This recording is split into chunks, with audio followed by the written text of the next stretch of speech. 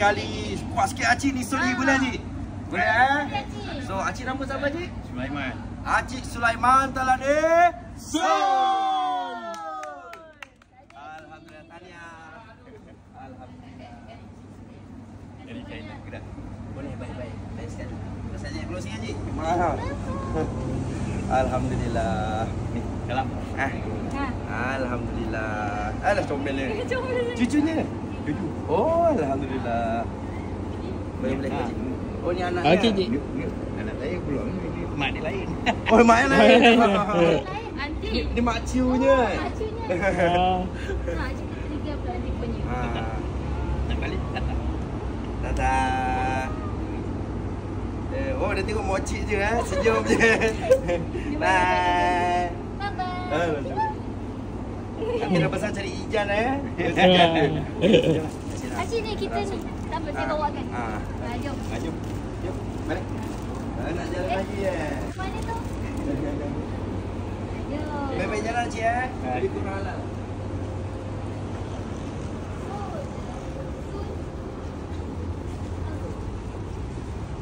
Okey. Terima kasih. Okey, Cik. Terima kasih banyak, Cik. Assalamualaikum. Ramai juga kota pinggir ni. Hari ni ramai satu tinggi. Melaka pun ramai. Saya baru ni. Tadi baju purple jajan customer. Acik ni terus balik Melaka ke Acik? Terus balik Melaka ke ni? Balik Melaka dulu. Balik Melaka terus? Acik memang datang sini ke tadi? Kalau nak datang sini ke ada singgah mana-mana? Memang nak datang sini. Memang nak datang sini. Alhamdulillah. Segar nasinya.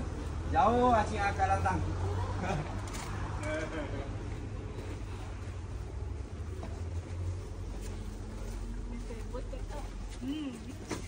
Mulut banyak.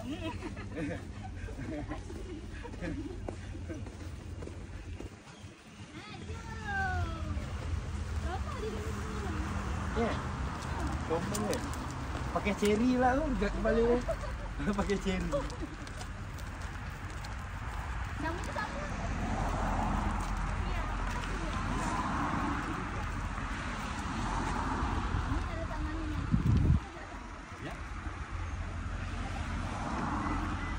Main ni. Dia masih cakap ni ke sini.